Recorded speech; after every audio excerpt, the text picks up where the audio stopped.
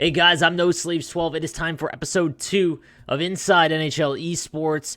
We've got a gigantic announcement to go over with NHL team announcing a LAN of their own of gigantic magnitude in terms of opportunity for the community, as well as one of my good friends and huge member of the community signing with an NHL team.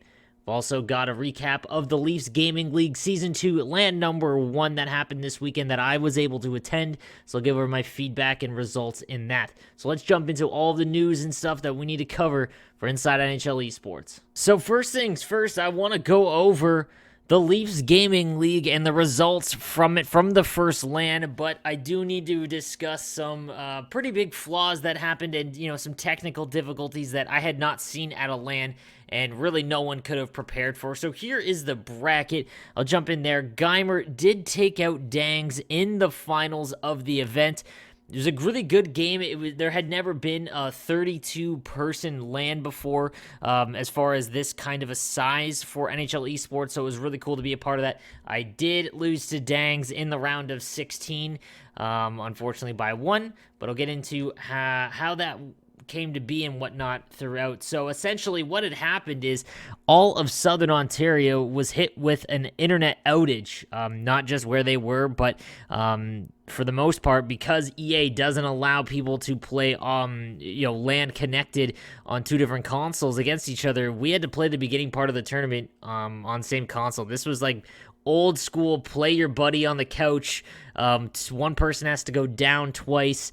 It was really the only resolution because the alternative was wait for the internet to come back on, which we didn't have any confirmation of when that was going to happen, or wait and schedule the LAN again, and that could have been, even more disastrous as half the players might not have been able to make it. So there was 32 that did qualify from the 2 brackets, Xbox and PlayStation, from the first season of Leafs Gaming for the second season, And so I got to compete. I did make it out of my bracket here. Here is Stars for the Win community member here, and myself playing our game.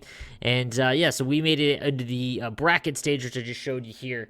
And now the first part offline, so like before the stream started, when the bracket was going on prior to the top 16, where you had to go through the group stage, it was literally the person who finished lower in the bracket for the qualifiers had to play going down twice, and it was really rough. I hadn't played down in I don't know how long, and I can guarantee you there's some kids that were young enough that have probably never played going down in an NHL game. So it was a little rough. It's hard to judge anyone for wins and losses in regards to that. There was some big upsets, namely Odie losing to Stamkos in the first round, and then Sitful losing to Geimer here in the second.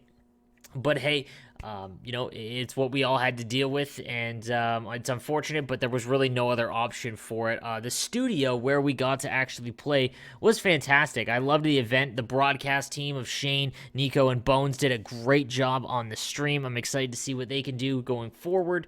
It was just a very good event as far as production and everything like that. Lunch, all that kind of stuff was covered, and there's a lot of us in the community. I got to meet a lot of people that I didn't know that I'd known from streaming or YouTube, and a lot of my other good friends in the community that are higher up. So now, moving forward, though, that is, Season 2 is underway for the second online ladder. So from the 10th of November to the 12th, it's going to run the exact same way. Essentially, you join here on Xbox or PS1 or both, and then you play your games. I'll sign in right here real quick and show you guys what it looks like.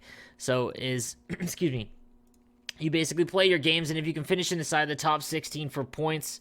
So if we look here right now, Lander's leading the way at 7-0. So the top 15 right here would be qualified for PlayStation, as well as the other on the Xbox side as well.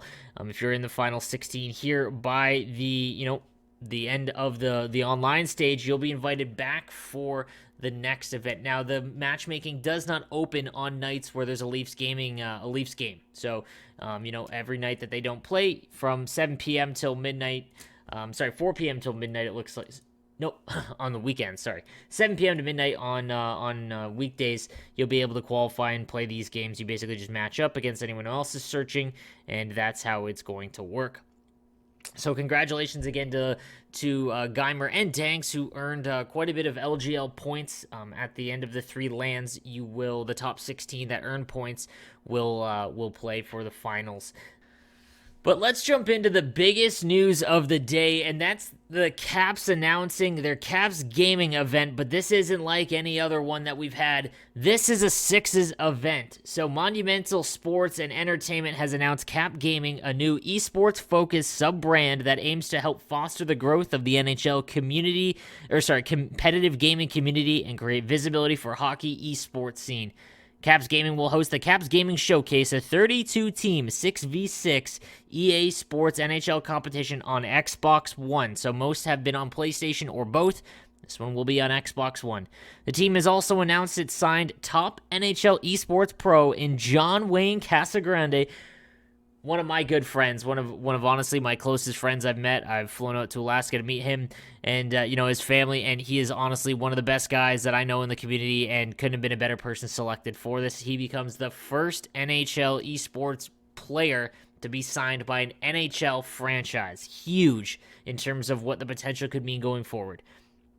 So as we go down here is, announcing that John Wayne is a Cap Gaming player and, representative now. But as far as the details for the event, it's a 6v6 EA Sports NHL 20 competition on Xbox One. The Caps Gaming Showcase will be a 32-team contest featuring an 8-week regular season beginning in early December. At the conclusion of the regular season, the top 16 teams will move on to a single elimination tournament after 2 rounds of the online bracket play.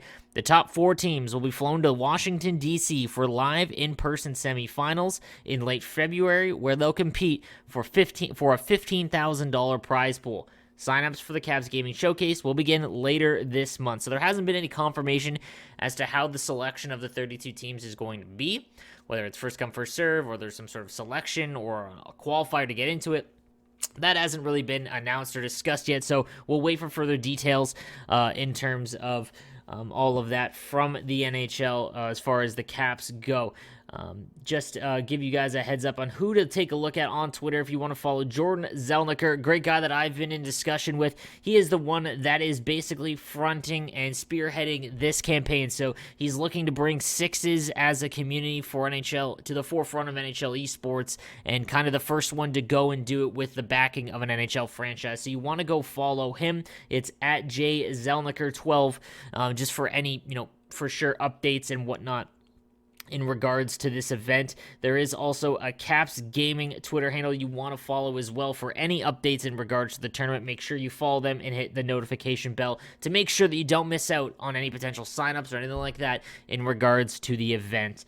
But this is huge, honestly. This is one of the, bigger announcements in NHL esports. First, obviously, signing a player in John Wayne, which is we haven't seen yet. It's finally showing that the NHL teams and franchises are trying to focus on the game and bring the community to the forefront instead of just doing a 1v1, trying to actually listening to the community and really wanting a Sixes event. It's obviously going to come at a huge cost financially, but it just takes one team to run a successful event before other teams are like, hey, yeah, this works. Let's go ahead and do that. So again, if you want to make sure you follow me on Twitter, I'll be making sure that all of you guys get the information as soon as possible when it comes to this event and other esports events.